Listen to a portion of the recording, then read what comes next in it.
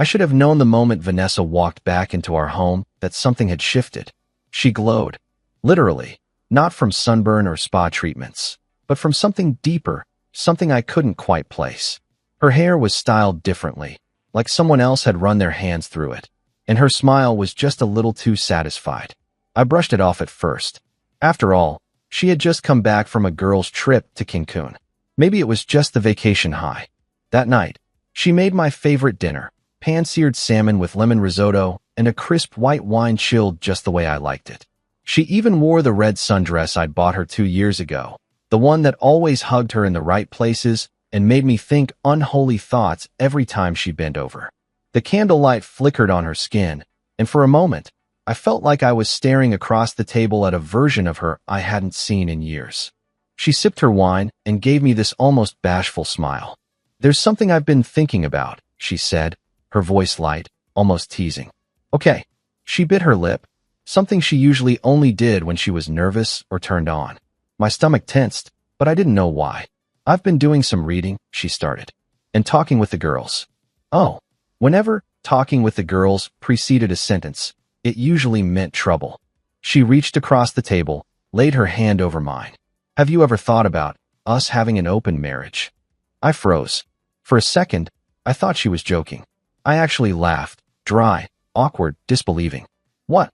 I mean, really," she continued, her eyes sparkling in a way that made my skin crawl. "It's not as taboo as it used to be. I read this book, Sex at Dawn, I think, and it made me think. Maybe it's time we try something different." "Vanessa, you want to fuck other people?" She flinched a little, but didn't back down. "Not just about sex," she insisted. "It's about experiences, growth, exploration." "You've already explored something, haven't you?" I asked. "Is that what this is?" Her face twitched, but she covered it quickly with a smile that didn't reach her eyes. "Don't be paranoid. This is about us. Strengthening us." Bullshit. She was glowing like a woman who had just been fucked sideways. Probably by someone taller, buffer, and more tan than me. "Cancun. Right. I don't want to share you," I said quietly. "I married you. Not the idea of you going out and getting your needs met somewhere else." She shrugged, as if my discomfort was a pebble in her shoe. "Monogamy isn't natural, babe. It's conditioning. People grow.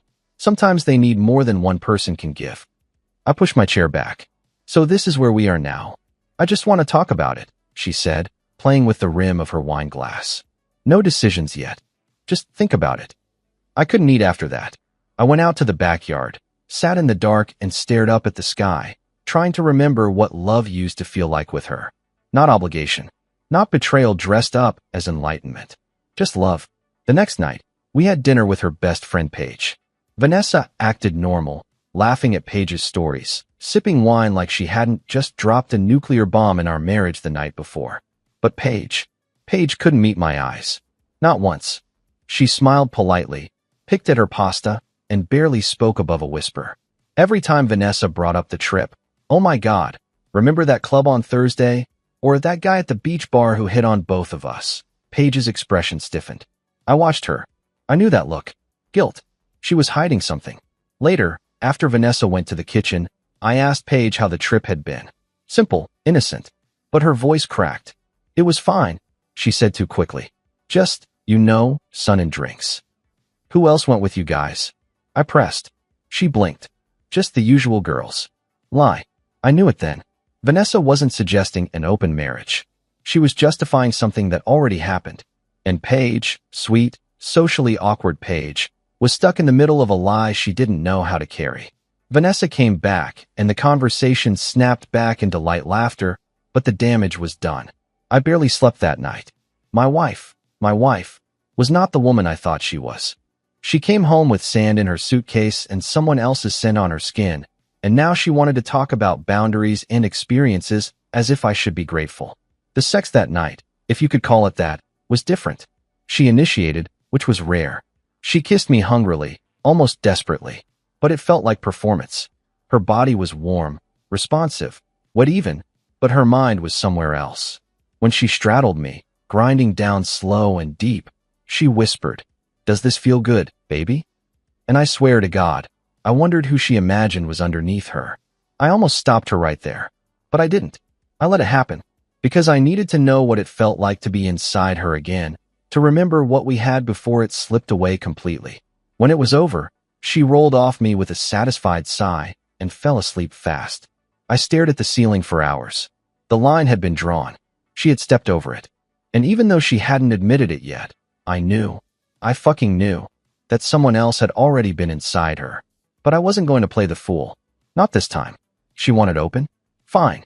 Let's see what happens when reality slaps her back harder than her little fantasy ever could. I couldn't stop thinking about Paige's eyes. The way they danced around the room that night, never settling on mine for more than a second. The stiffness in her voice, the way her wine glass trembled slightly every time Vanessa mentioned something from the trip. It all screamed guilt. Not her own, maybe, but guilt by association. The next morning, after Vanessa left for work, I started digging. Not because I didn't trust her. No, because I didn't believe a goddamn word coming out of her mouth anymore. She said she went to Tulum with the girls. Claimed it was a week of margaritas, matching bikinis, and ocean breeze therapy. No drama, no guys, just finding themselves. The kind of sugar-coated nonsense you feed a clueless husband when you've been getting railed by a stranger in a hotel cabana. I pulled up her Instagram first. Nothing seemed out of place. Group selfies, beach sunsets, a picture of her and Paige at some jungle ruin. But the tags were all oddly vague. No geotags. No tagged friends. A few blurry shots of cocktails that could have come from any resort in the world.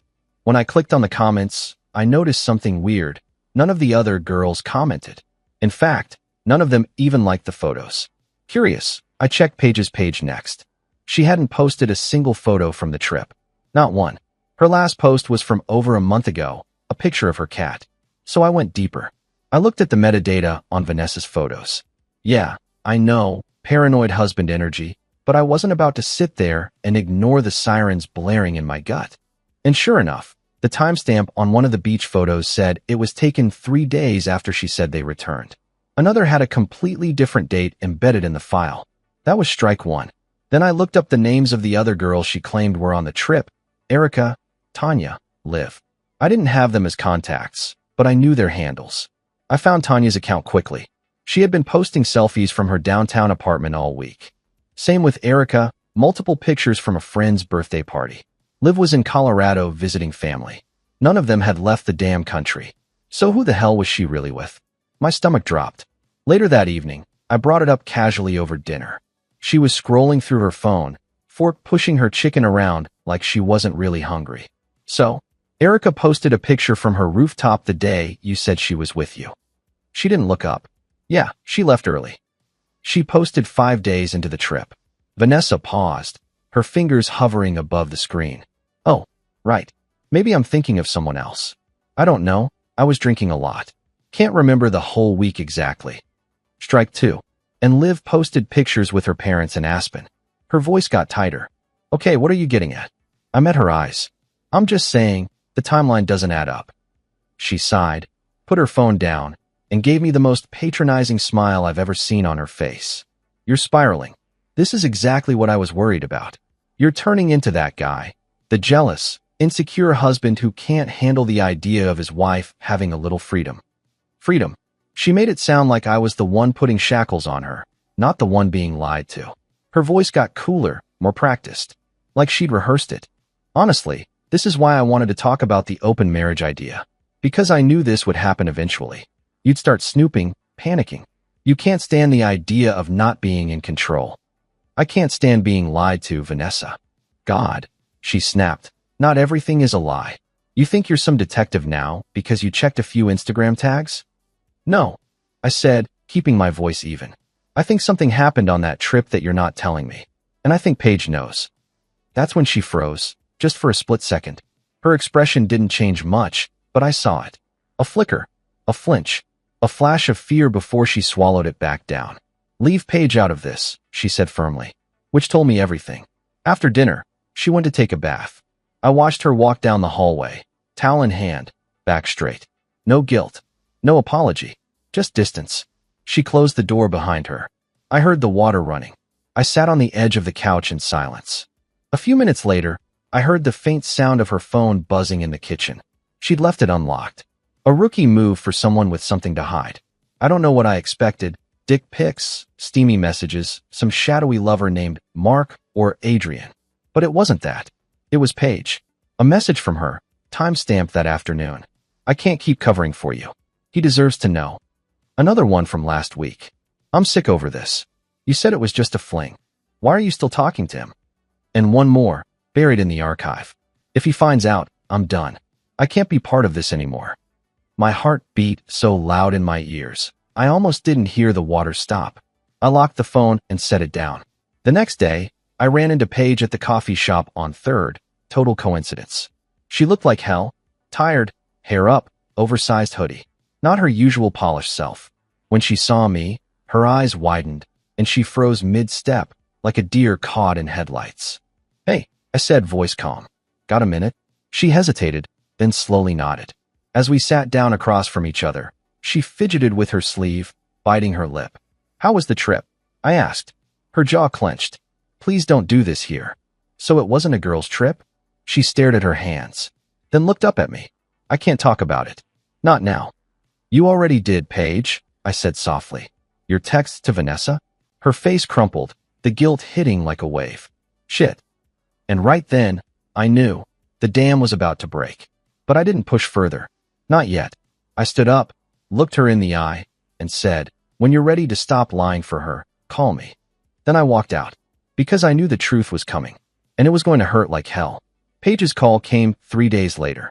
I'd been expecting it, waiting for it, really, but when her name lit up my phone, my stomach still tightened like a fist.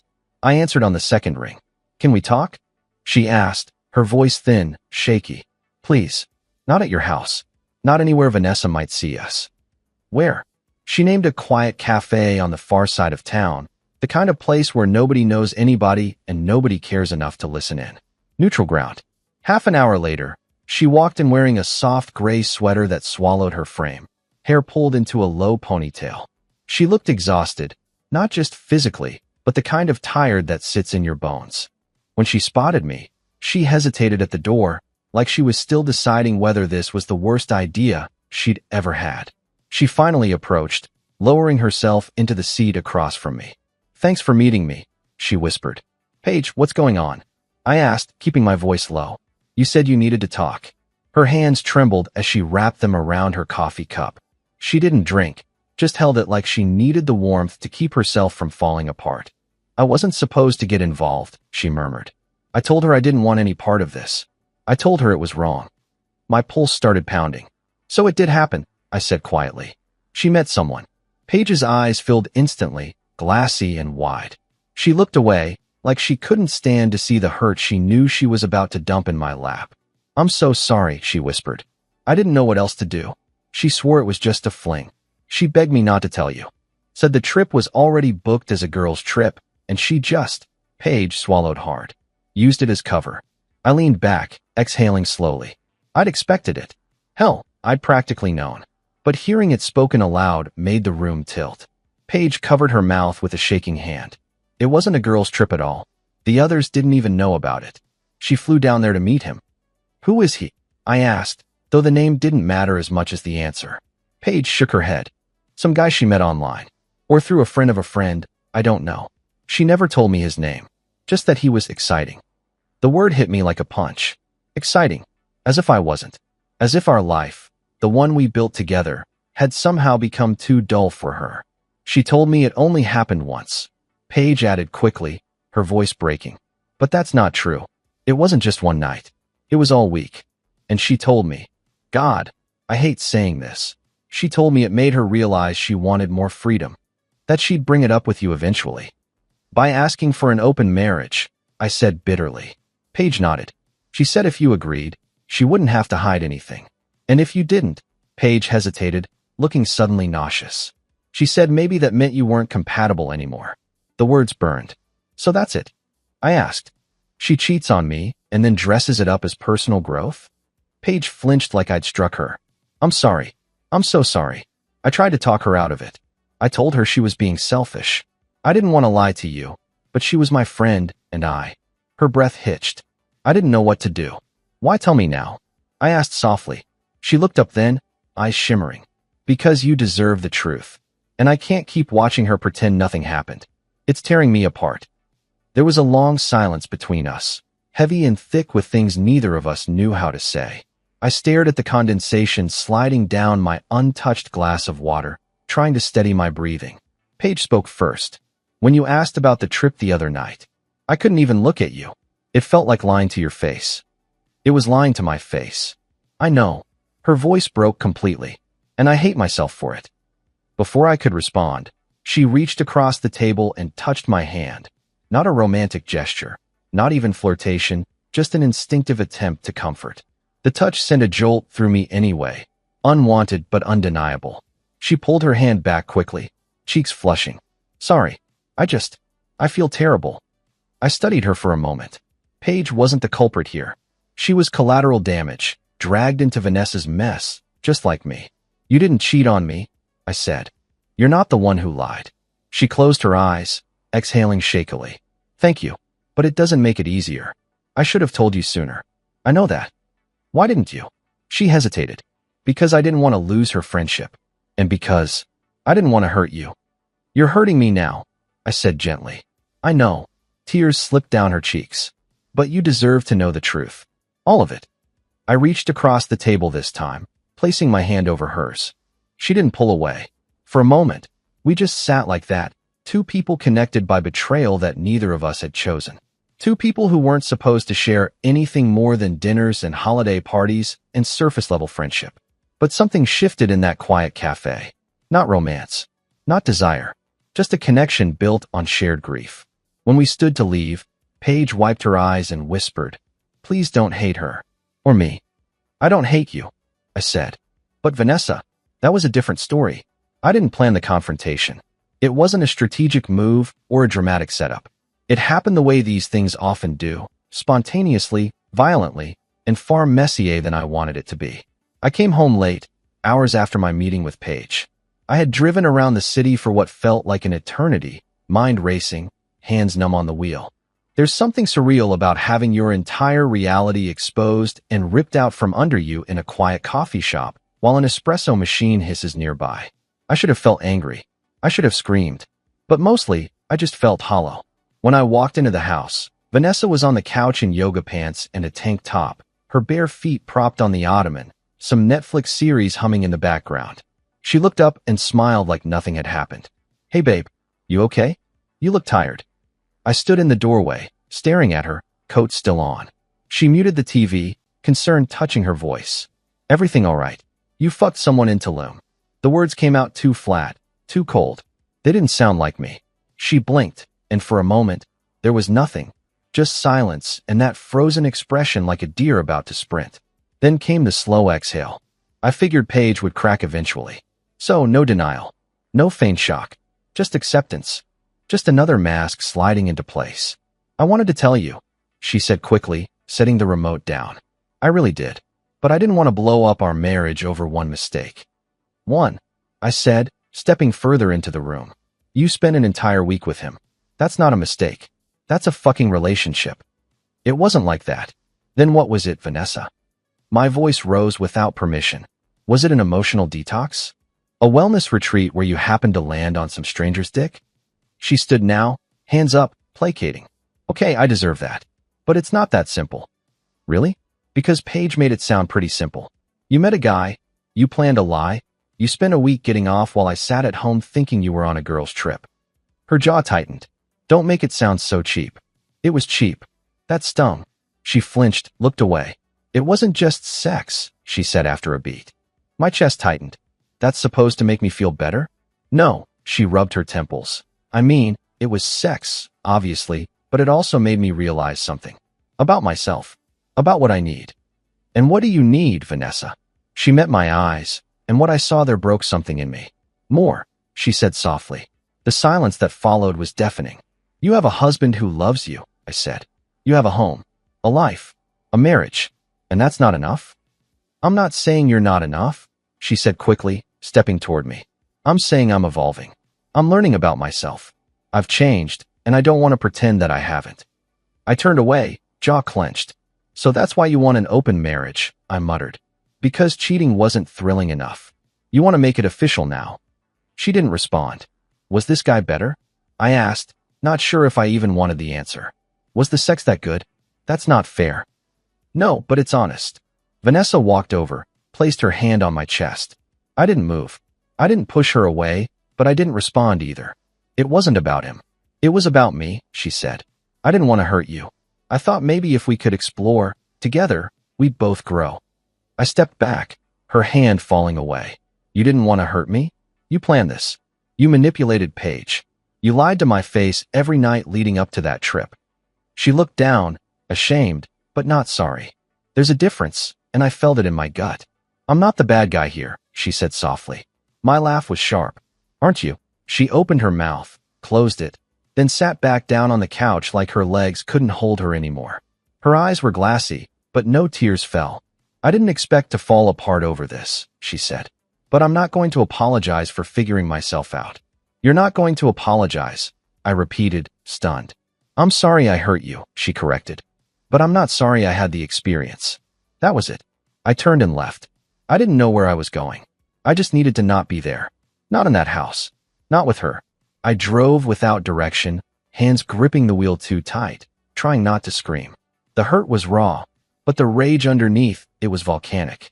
Eventually, I parked in an empty lot near the old park where we used to take Sunday walks.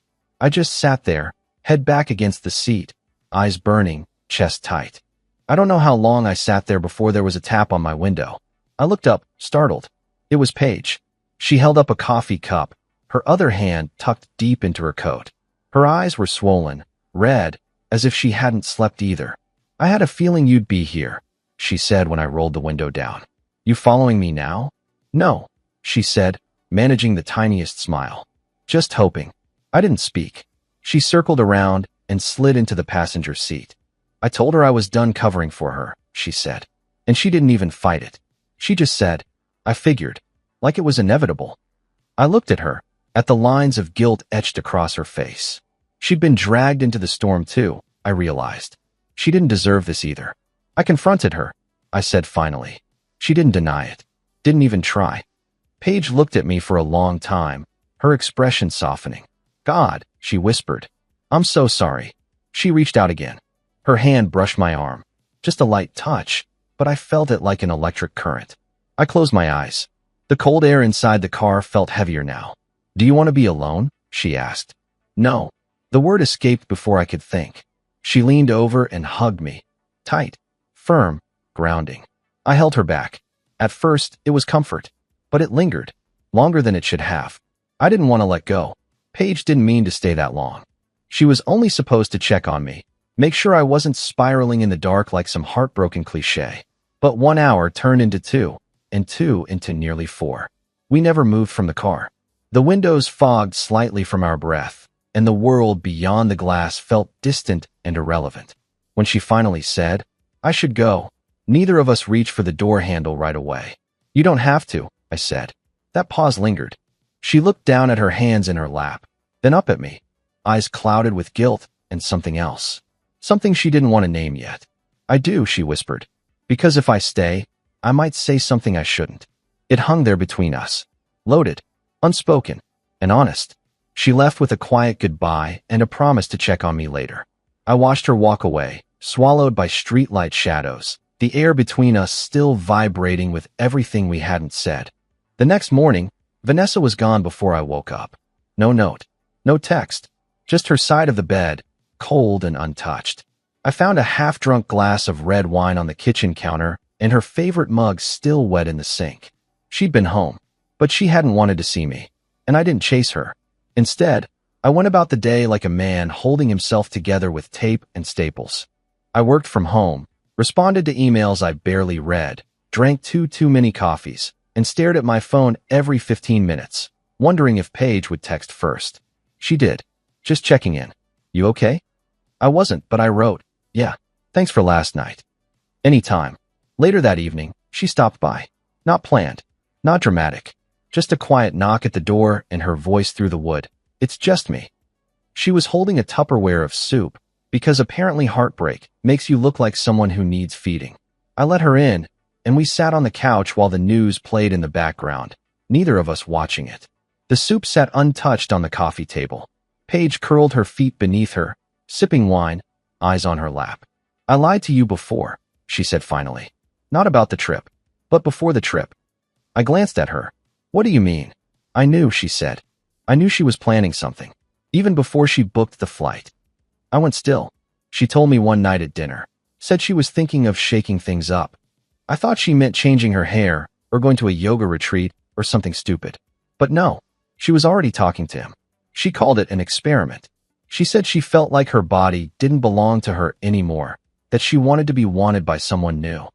The words stung even secondhand. I told her she was playing with fire. Paige continued, that you didn't deserve that kind of betrayal. But she kept saying, he's strong. He'll understand. Like cheating was a fucking growth exercise. I rubbed my face with both hands, trying to breathe through the storm of it. I should have told you, she said. I almost did. So many times. You were stuck between two people, I murmured. I get it. But I don't want to be anymore. She shifted slightly toward me. Not after everything she's done. And not after how I've seen her treat you. Our eyes locked. That tension from the car, it hadn't gone anywhere. It had just gotten quieter, deeper. It hummed beneath every word. You were always kind, she said, her voice low. Always patient. Even when Vanessa was. Vanessa. I smiled bitterly. I was loyal to the wrong person. No, Paige said, almost sharply. You were loyal. Period. That's rare. She didn't deserve it, but that doesn't mean it was wrong to give. For a moment, neither of us spoke. Then, while reaching for her wine glass, her fingers brushed mine. It was nothing. Just an accident. Bare skin against skin. But it was like someone lit a fuse between us. We both froze. Her hand stayed there a second too long before she pulled away. I'm sorry, she said quietly. I shook my head. Don't be. The air was different now. Charged. Like something unspoken had been named without words. I'm not trying to make things weird, Paige said. They were already weird. I replied, my smile crooked. But no, you're not. We didn't talk about the touch after that. We both went back to sipping wine, watching TV, making small talk. But it lingered. The way her thigh pressed just slightly into mine on the couch. The way she tilted her body toward me when she laughed. The way her gaze held just a little longer when our eyes met. At one point, she leaned back and closed her eyes, sighing deeply. I feel like I've been holding my breath for weeks, she said. You're not the only one. A pause. Did it help? Telling me? She nodded. Eyes still closed. I hated lying to you. It made me sick. Well, now you're on Team Truth. She smiled faintly. Yeah, I just didn't expect to care this much. I turned toward her. About what? About you, she said. Her eyes opened, met mine. Silence. I didn't move. Neither did she. But the air between us crackled with something heavy. Real. We were sitting on a knife's edge, and we both knew it. I stood up first. Not because I wanted to break it, but because I needed to. I should let you go, I said. She nodded slowly, following me to the door. As I opened it for her, she turned back. I'm still your friend, she said. I looked at her. You're more honest than my wife. She didn't smile at that. Instead, she stepped out into the night, hesitated, then said, I'm not proud of what I kept secret, but I'm here now. If you need anything, I'll be here. I watched her walk down the driveway, and for a moment, all I wanted was to call her back. Not for comfort, not out of desperation, but because the weight we were both carrying felt lighter when she was near. And that was the most dangerous part of all. The night started off innocently enough. I didn't know then that by morning, everything would feel different. Vanessa texted me just after 6. Going out with Liam tonight. Don't wait up. No explanation. No apology. Just that.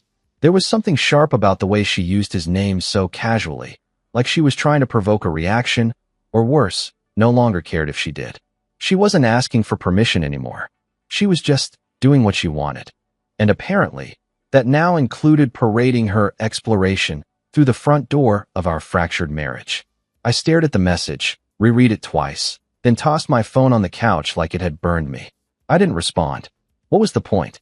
She was out chasing freedom, chasing someone else's hands and lips and attention while I sat in the ruins of everything I thought we were.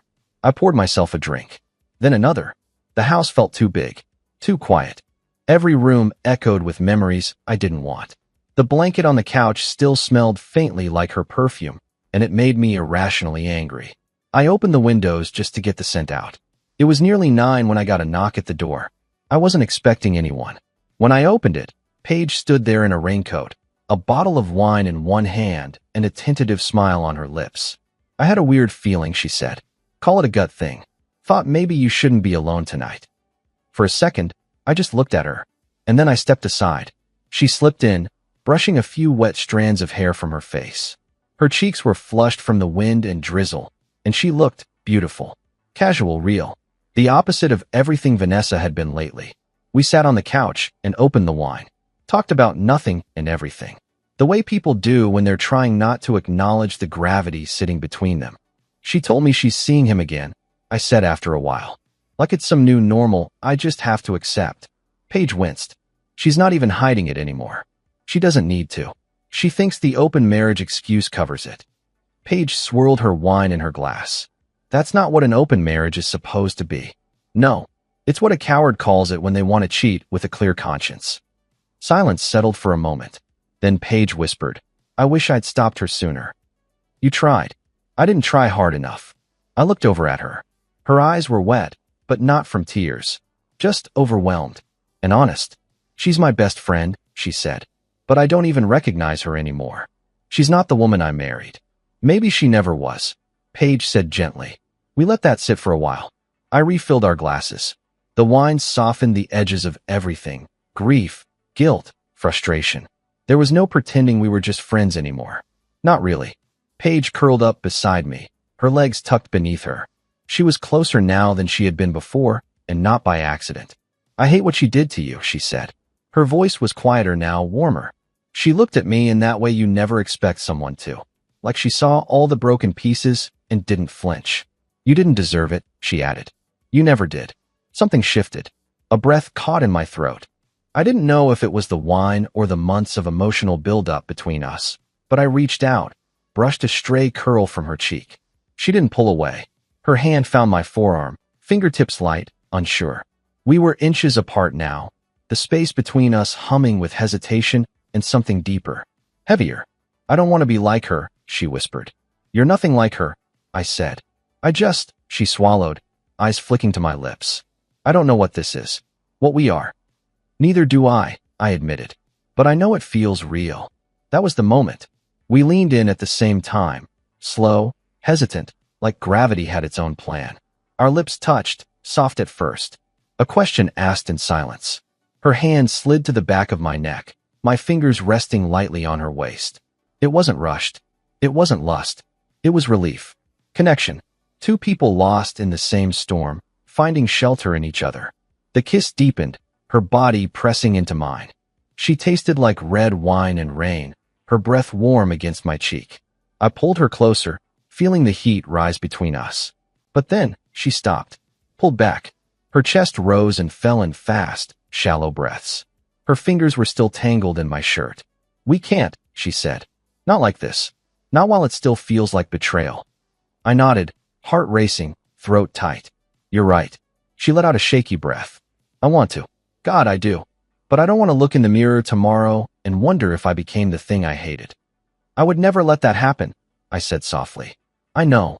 She reached for my hand, squeezing it. "That's why I need to go before I change my mind." I walked her to the door. It was still raining lightly outside. She stepped out into it, then turned back and looked at me like she wanted to say something else, but didn't. "Good night," she said instead. "Night, Paige." And just like that, she was gone. I closed the door behind her and leaned my forehead against it, exhaling into the dark. We hadn't crossed the line tonight, but we'd stood right on the edge. And next time, I wasn't sure we'd stop. We didn't talk about the kiss. For the next few days, Paige and I drifted into a strange kind of silence. Not avoidance, not awkwardness, but a heavy, mutual understanding that something important had happened. And we weren't ready to admit how much we wanted it to happen again. Still, she checked in every day. A text in the morning. "You okay today?" Sometimes a link to an article she knew I'd find funny. A photo of her cat curled in some absurd position. Nothing flirtatious. Nothing overt. But the undertone was there. Late at night, I'd lie in bed and stare at my phone, rereading the messages we weren't sending. Her name always hovered near the top of my screen, a quiet gravity pulling at me. The part of me that still clung to decency kept my replies short, safe. But the part of me that remembered the feel of her lips, soft, hesitant, real, ached to call her, to feel that closeness again. Vanessa didn't seem to notice. Or maybe she just didn't care. She came and went like a roommate now, moving through the house with detached efficiency. Some nights, she didn't come home until after midnight. When she did, I was always asleep. She never asked questions, never offered answers. One evening, I heard her on the phone in the kitchen. Her voice was low, husky in a way I hadn't heard in months. She giggled. It made me nauseous. I poured myself a whiskey and texted Paige. Can't sleep. You up? She replied almost immediately. Yeah, same. We didn't say anything else for a few minutes. Then, I miss talking to you in person. I stared at the screen. Then I typed, me too. Then deleted it. Instead, I wrote, want to come by tomorrow? Just to talk? She didn't answer right away. I watched the dots pulse on my screen for what felt like forever. Then, yes. The next night, Paige showed up wearing jeans and an oversized hoodie, hair in a loose bun, no makeup. She looked like comfort. She looked like home. We didn't talk about Vanessa. We didn't talk about the kiss. Instead, we made popcorn, put on a movie we'd both seen a dozen times, and sat a respectable 2 feet apart on the couch. At least for the first half hour. Then she laughed at a stupid joke in the film and leaned just a little too close. Our shoulders touched. Neither of us moved away. Eventually, I paused the movie. I've been thinking about that night, I said. She didn't look at me. Me too. I haven't been able to stop. She nodded, eyes fixed on the screen. I keep telling myself it was just the moment, that we were both vulnerable, that it wasn't real. Was it? She turned to me, finally. I don't know. That's what scares me. I swallowed hard. What if it was? Silence. She broke it with a whisper. Then I don't know what to do. Neither did I. All I knew was this. The more time we spent pretending we weren't drawn to each other, the more impossible it became to keep pretending. The tension was different now. It wasn't explosive. It was slow, burning, intimate. Every glance lingered. Every brush of skin buzzed. She shifted on the couch, pulling her legs up and tucking them beneath her, facing me more fully. I keep thinking, she said, about how she had everything. You, this house, a real relationship. And she threw it away. She didn't just throw it away, I said. She set it on fire and called it evolution. Paige gave a sad smile. And now she wants the freedom to keep burning everything. She can have it. Paige looked at me, her eyes soft and searching. And what do you want? It was the first time anyone had asked me that since this whole mess started. I didn't answer right away. I didn't have the words. But I reached for her hand, slow, deliberate. And this time, she didn't pull away. Our fingers laced together. She exhaled, her shoulders easing. I shouldn't feel this close to you, she said. It feels wrong. But it doesn't. I know, I said. I've been telling myself the same thing. We're not doing anything wrong, she added quickly. Not really. No. But it's getting harder to pretend this isn't something. Her thumb brushed mine. The softness of that motion sent shivers up my arm. I think I've always admired the way you loved her, Paige said. You were devoted. Real. And I kept wondering how she could look at that and still want more. I looked at her. I see you now, I said quietly. And I don't think it was ever about me not being enough. Our eyes locked again. It would have been so easy to close the space between us, to lean in, to fall. But we didn't, because we still had just enough restraint left to know what we were on the edge of. So instead, we sat there, fingers intertwined, breathing the same air. No promises, no declarations. Just two people tangled in the aftermath of someone else's destruction. And slowly, undeniably, becoming each other's refuge. The storm rolled in just after sunset. I'd seen the forecast, warnings flashing on my phone all day, but I didn't expect it to hit so violently. Thunder shook the windows. Rain came down in sheets, loud and relentless. Then, around 8:47 p.m., the power cut. Everything blinked off. The house fell into thick, sudden silence. Only the sound of water slamming against the roof and wind scraping branches along the siding remained. I stood in the kitchen holding my phone, the glow from the screen casting everything in blue and shadow. Vanessa wasn't home. She'd texted earlier. Staying at Liam's tonight. Don't wait up. Of course. No surprise anymore. Just another numb checkmark in the growing list of ways she'd removed herself from our life. I lit a few candles, poured myself a drink, sat in the living room surrounded by flickering light and the low, distant rumble of thunder. The silence was haunting. It made the house feel like a stranger, every room echoing too much. Then my phone buzzed. Paige. Saw the outage on the city map. Are you okay? Power's out. I'm good. You sure? Honestly. No. The three little dots appeared, then stopped. A minute later, a knock at the door. I didn't have to ask. I already knew it was her. When I opened it, she stood there wrapped in a raincoat, hair damp, face flushed from the cold. She held a flashlight in one hand and a grocery bag in the other. I brought chocolate, she said, and battery-powered candles. And, she smiled faintly, someone who can sit with you while the world drowns. I stepped aside. Come in. She peeled off her coat and boots, revealing a hoodie and leggings, comfort clothes. She moved through the space like she belonged there, placing the candles on the table, setting out chocolate, lighting warmth in every corner of a house that had gone cold for too long. We settled into the couch with a blanket draped across both our legs. Candlelight flickered over her face, casting soft shadows that made her eyes look impossibly deep. The air was thick with silence and storm. I always hated thunder as a kid, she said, breaking the quiet. It made me feel like the sky was mad at us. I used to love it, I replied. I liked how it made everything else stop. Like the world had to pause and pay attention. She looked at me. You're good at pretending you're okay. I'm good at staying quiet, I said. Not the same thing. She nodded, and her hand found mine beneath the blanket. We sat like that for a long time, the storm raging outside, our fingers intertwined inside a pocket of warmth that felt both dangerous and necessary. You know this isn't just comfort anymore, right? I asked quietly. Her eyes didn't leave mine. I know. I'm scared to want this. Me too. Her voice was barely a whisper, but it was enough. I turned toward her. So did she. The kiss came slowly, like it had been waiting in the air all along, building across weeks of looks, touches, confessions, regrets. This wasn't the hesitant kiss from before, laced with guilt and restraint. This was hunger wrapped in tenderness, desire born of understanding. Her hand slid to my jaw, mine to her waist. The blanket shifted as we leaned into each other, bodies warming where they touched. Her breath hitched as I pulled her closer, lips exploring, learning. My fingers tangled in her hair. She pressed into me like she'd been holding back too long. But we didn't rush. Every movement was careful, reverent. Two people crossing a line they could never uncross, but doing it fully awake. Her thighs slid over mine as she shifted into my lap, arms around my neck. Her body felt electric, like it was molded to mine, like she belonged there.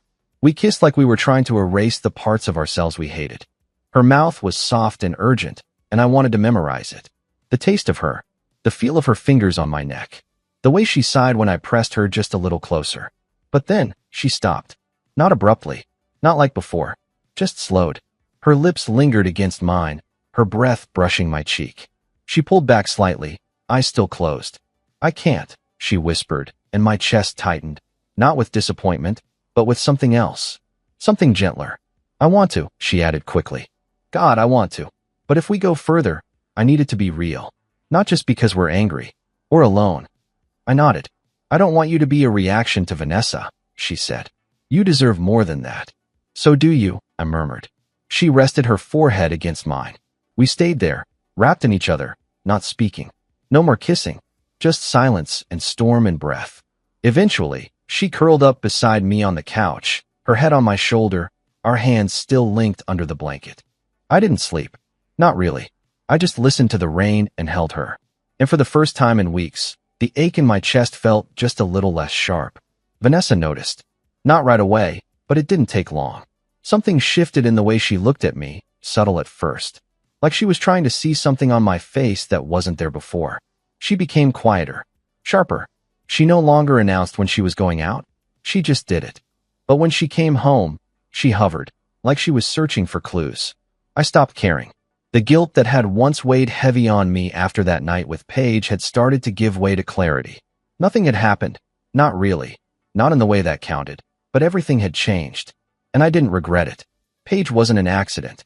She was gravity I had resisted for too long. The wrongness wasn't in what had happened between us. The wrongness had started long before that, when Vanessa chose someone else and asked me to smile while she did it. A week after the storm, Vanessa broke the silence over dinner. She'd cooked. That alone should have warned me something was off. Pasta, wine, cloth napkins, the kind of meal we hadn't shared in months. She wore lipstick and perfume, sat down with a forced smile, and asked, "How was your day?"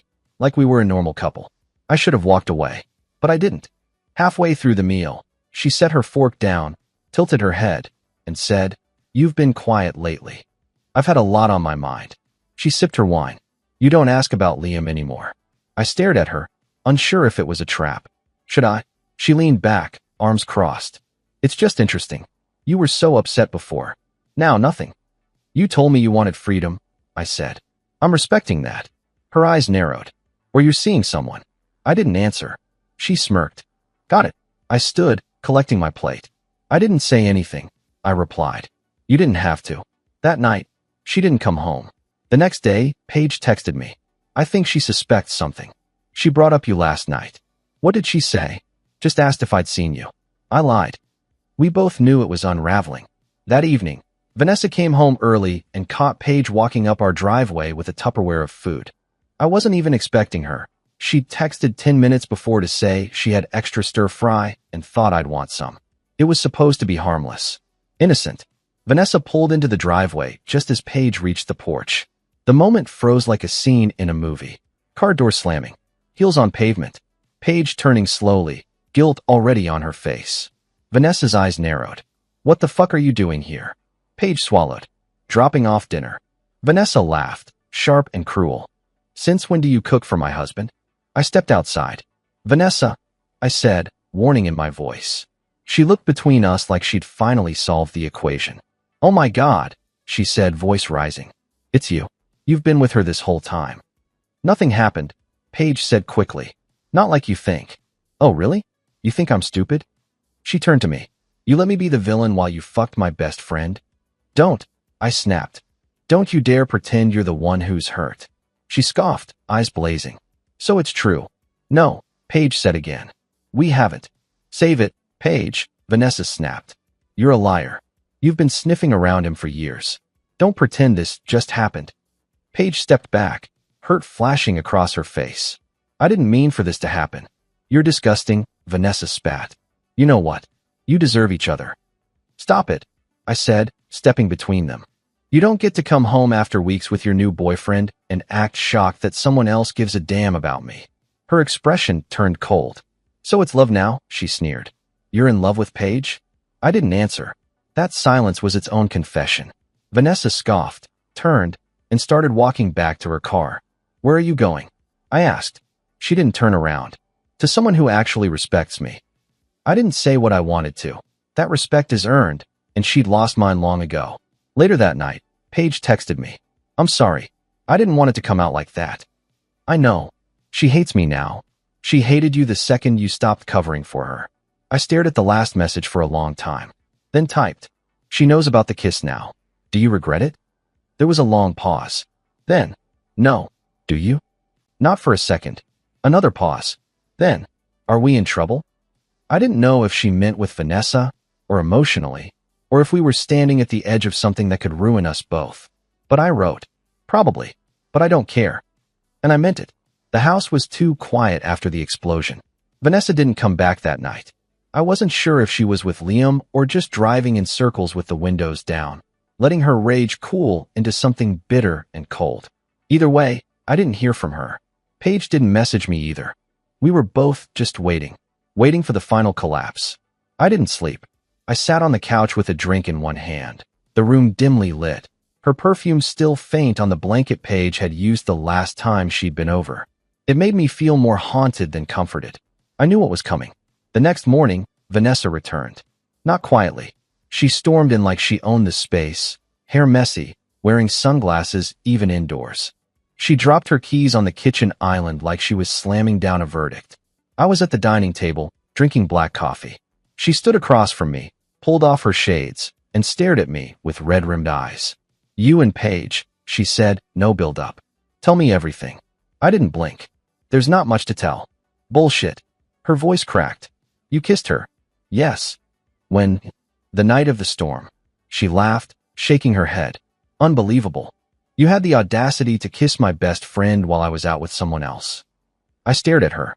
You had sex with Liam while pretending you were on a girl's trip. That's different. How? She faltered, then crossed her arms. Because you're supposed to be better than me. I was. That stopped her. For a long time, I added, quieter now. But you asked for an open marriage. You wanted freedom. You started living like you weren't accountable to me anymore. That doesn't mean Paige gets a pass, she snapped. She was my friend. She was my friend too, I said, rising slowly. And she was honest with me. She told me the truth when you wouldn't. Vanessa's lip curled. You think you're some kind of victim? No, I said. But I'm not the villain either. She stared at me for a long time. Then something in her face shifted. A flicker of vulnerability broke through the anger. I didn't expect to lose you, she said, almost too quietly to hear. Even after everything. I thought you'd fight. I did fight, I said. You just weren't watching. Her jaw tightened. So what? You're running into Paige's arms now. You think that's love? I think it's peace, I said, which is more than I've had with you for a long time. She looked away, blinking fast. I would have come back to you, she said. That's the problem, I replied. You thought you could leave, destroy everything, then come back like nothing happened. I thought you'd always be here. I was. Until you made it impossible. We stood in silence, the kitchen between us like a battlefield. Then she said it. So that's it. I nodded. That's it. Her throat worked. Her fingers clenched and unclenched at her sides. She didn't cry. Vanessa never cried when it mattered. But her voice dropped when she spoke again, bitter and broken. You ruined everything, she said. You and her. I met her eyes. No, you ended it.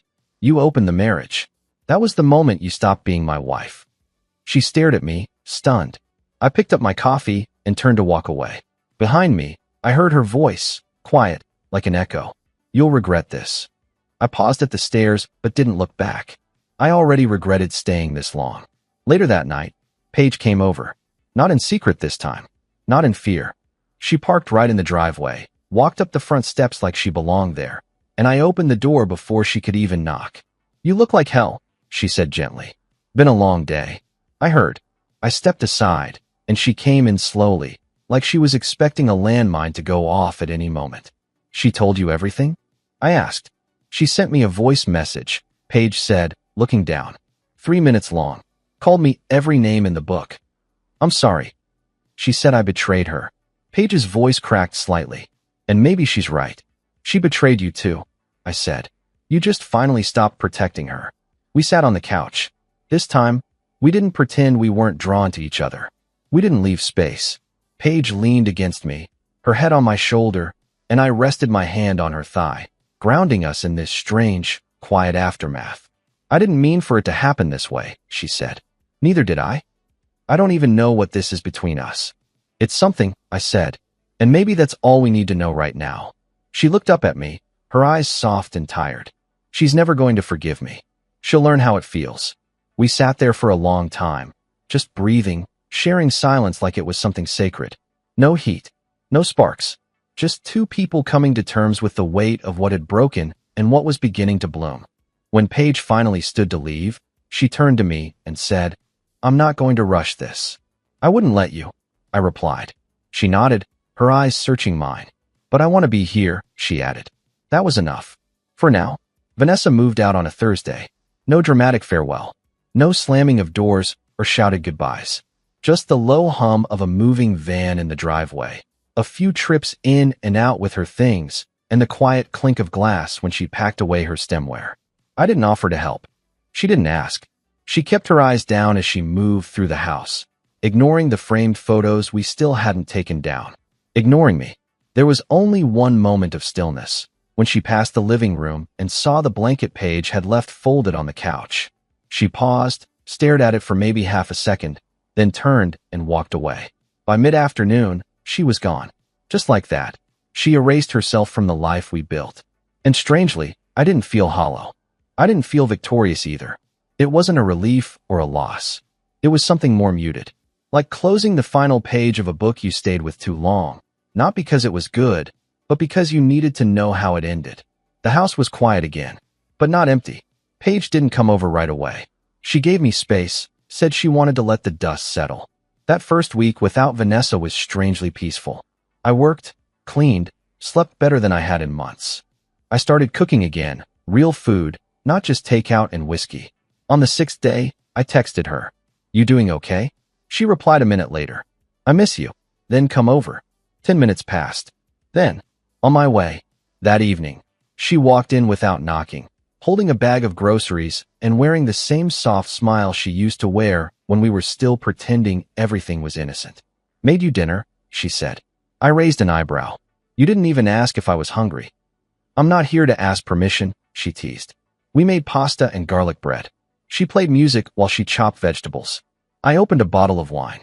The conversation flowed easily, stories from her childhood, embarrassing moments in high school, favorite movies, stupid dreams. We laughed more than we should have. There was a moment, while she stood at the stove stirring sauce, when I looked at her and realized something that stopped me cold. I wasn't angry anymore.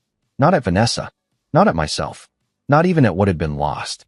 Because somehow, in the mess of it all, something better had taken root. Something softer. Realer. After dinner, we sat on the couch, no tension between us this time. Her legs rested across my lap. She looked at me like she wasn't afraid to anymore. "So," she said after a while, "what happens now?" "I don't know," I admitted. "But I know I'm not afraid to find out." She nodded slowly. "It's still weird, isn't it?" "Yeah, but good weird." She reached for my hand. I keep thinking about how all of this started. How broken it felt. And now, I don't know. I feel like we survived something. We did. And now we decide what comes next. We didn't talk about titles. We didn't talk about what we were. That felt too small for what this was turning into. There was no rush to label something that had been slow burned into existence, forged under pressure and honesty and vulnerability. We just sat there, together. Over the next few weeks, Paige became part of my daily rhythm. She didn't move in. We didn't play house. We gave each other space, but stayed close. She came over when she wanted to. I went to hers when the house felt too quiet. We shared playlists, books, bad takeout, long kisses, soft mornings. There were no secrets. No power games. No lies whispered behind someone else's back. It was new, and it was fragile. But it was ours. Vanessa sent one message 2 weeks after she left. "I hope you're happy." I stared at it for a long time. Thought about replying. Thought about telling her everything she'd given up. About how she'd weaponized freedom to justify betrayal. But I didn't need to anymore. I deleted the message and moved on. The last time Paige and I talked about Vanessa, it was quiet. We were sitting on her couch, a movie playing in the background, half watching, half lost in each other's presence. "I keep thinking," she said, "how messed up it is that all of this started with her. That she lit the match, and now here we are." "She didn't light it," I said. "She just burned the house down. We found each other in the rubble." Paige smiled faintly. Romantic. Accurate. We fell into silence again. Then she added, "You know, I don't think I was ever really her best friend. Not the way she made it seem. She never saw you. Not the way I do." She looked at me like she wanted to believe that. Like it still felt foreign to be wanted for the right reasons. "You're not a consolation prize," I told her. "Neither are you." We kissed. It wasn't desperate. It wasn't guilt-ridden or forbidden. It was soft. Intentional. Like two people who had finally earned the right to want something real. By the end of that month, all the photos of Vanessa were boxed up. Not burned. Not shredded. Just put away. I didn't need to erase her to move on. She had her chapter. Now I had mine. And Paige, she was the first person in a long time who made me feel like this story could be worth telling again. Not as a tragedy, but as a beginning.